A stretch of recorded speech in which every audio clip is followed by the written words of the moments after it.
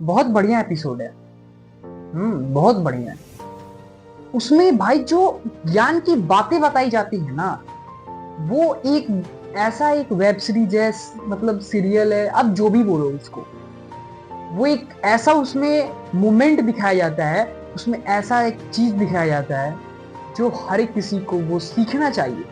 बस देखने से कुछ नहीं होता है, उसमें क्या दिखाया जा रहा है, क्या सिखाया जा रहा है उसमें, ये एक बार आप लोगों ने कभी नोटिस किया है? तो आइए फिलहाल इस वीडियो को हम लोग स्टार्ट करते हैं। तारक मेहता का उल्टा चश्मा एक ऐसा एपिसोड है जिसमें रिस्पेक्ट देना, हम लोग जहां रहते हैं वहां कैसे किसी के साथ मिल के रहना। अच्छा, हम लोग एक मतलब परिवार है ना, गोकुल धाम सोसाइटी, वो अपने आप को एक परिवार मानता है कि नहीं? अपने आप को क्या मानता है? एक परिवार मानता है। वहां पे कितने सारे मेंबर रहते हैं, जेठालाल, तारक मेहता, अय्यर भाई, पोपटलाल, भिड़े मास्टर, डॉक्टर हाथी, रोशन सिंह सोडी, मतलब उनके सारे परिवार लोग एक सोसाइटी में, और भी लोग रहते हैं और सोसाइटी में रहते हैं और मिलजुल के रहते हैं। कोई भी परेशानी आए, कोई भी मुश्किल आए, वो लोग अपना जो होता है ना प्रॉब्लम को खुद सॉल्व करते हैं, मिला के सॉल्व करते हैं। ना वहां ये नहीं देखा जाता है, ना वहां जात पात रंग भेदभाव, वहां कुछ नहीं देखा जाता है। वहां ये देखा जाता है कि हम लोग एक परिवार हैं, हम लोग एक सोसाइटी में रहते हैं, तो अपने आप को कैसे उस सोसाइटी के क्रम में मतलब ढाल के हम लोग रहें, है कि नहीं? गोकुलधाम सोसाइटी के बाहर एक दुकान भी है अब्दुल भाई का, है कि नहीं? वो लोग क्या जात पात में कुछ करते हैं कि वो दूसरे जात का है, वो दूसरे जात का है तो हम इससे नहीं बोलेंगे, वो मुसीबत में पड़ गया तो उसका मदद नहीं करेंगे, नहीं। वो लोग मिलजुल के रहते हैं। तो वैसे ही हम भी लोग पे आता है, हम भी लोग एक सोसाइटी में रहते हैं, हम भी लोग एक समाज में रहते हैं। समाज को मिला के चलना चाहिए। समाज में जो मान के चलो कि वहां पे अगर हर एक कोई बोलता नहीं मैं बड़ा हूं, नहीं तुम बड़े नहीं हो, मैं ही बड़ा रहूंगा, तो क्या वो सोसाइटी चलती? नहीं चलती। तुम प्रॉब्लम में हो, एक आदमी अगर प्रॉब्लम में हो जाए तो पूरा सोसाइटी चला आता है मदद करने। वैसे ही वो इंडिकेट देता है हम लोग को कि हम लोग जिस सोसाइटी में रहते हैं, अगर एक किसी को भी प्रॉब्लम हो तो सबको मिलके उसका मदद करना चाहिए था। कहीं बाहर में चले जाओ, लोग गिर जाएंगे तो देख के लोग हंसते हैं, उठाते नहीं, है कि नहीं? ऐसा है भाई, उठाते नहीं, देख के हंसते हैं। और तो भाई एक बार तुम अपने आप को वहां रख के देखना तो तुम्हें पता चलेगा।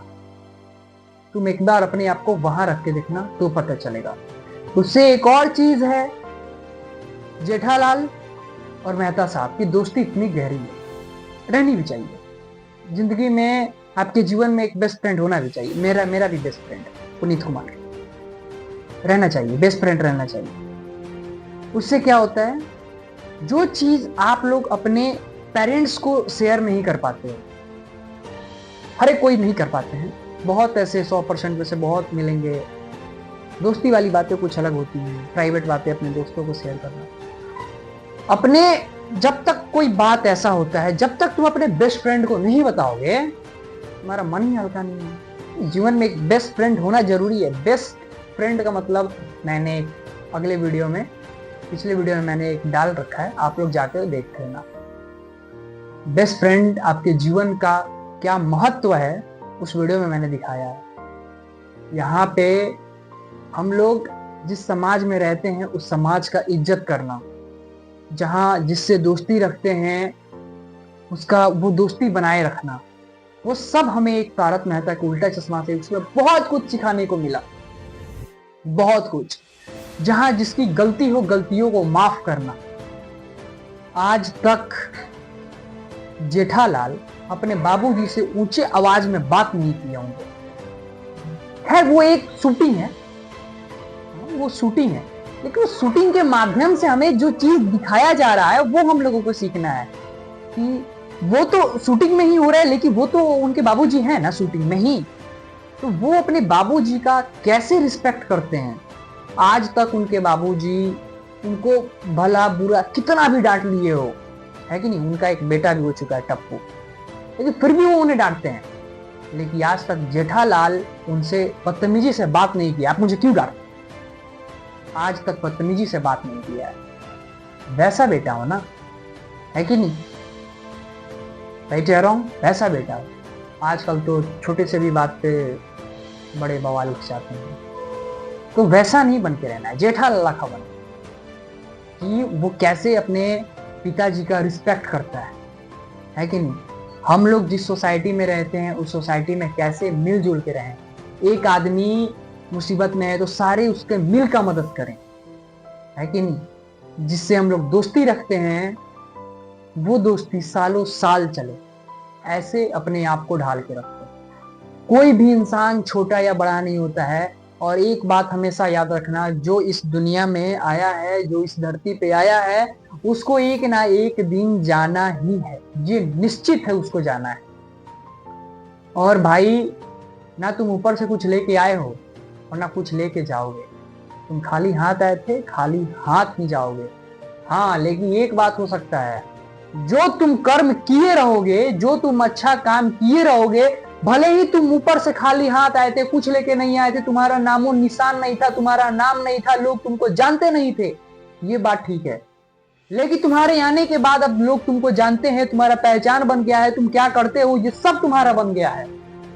अब तुम्हें क्या करना है, अपने आप को उस लायक ढालना है, अपने आप में इतनी ईमानदारी लानी है और एक अच्छा सोसाइटी के लिए, देश के लिए काम करना है कि तुम्हारे जाने के बाद भी लोग तुम्हें याद रखें, है कि नहीं। तुम अगर चले भी जाते हो, अरे वो इंसान बहुत बढ़िया था यार, बहुत ही बढ़िया इंसान था, उसका भाई जो काम था ना, जो लोगों को रिस्पेक्ट करता था, वो इतना बढ़िया था, बहुत बढ़िया इंसान था यार। बहुत लोग की मूर्ति बना के उसको रखते हैं, है कि नहीं। तो वैसा काम करो, वैसा काम करो कि लोग तुम्हें याद रखें। ये तुम ना कुछ लेके आए हो, और तुम लेके जाओगे तो क्या, अपनी ईमानदारी को लेके जाओगे, अपनी ईमानदारी को छोड़ के जाओगे कि लोग हमें याद करें। ऐसा काम करके जाओ।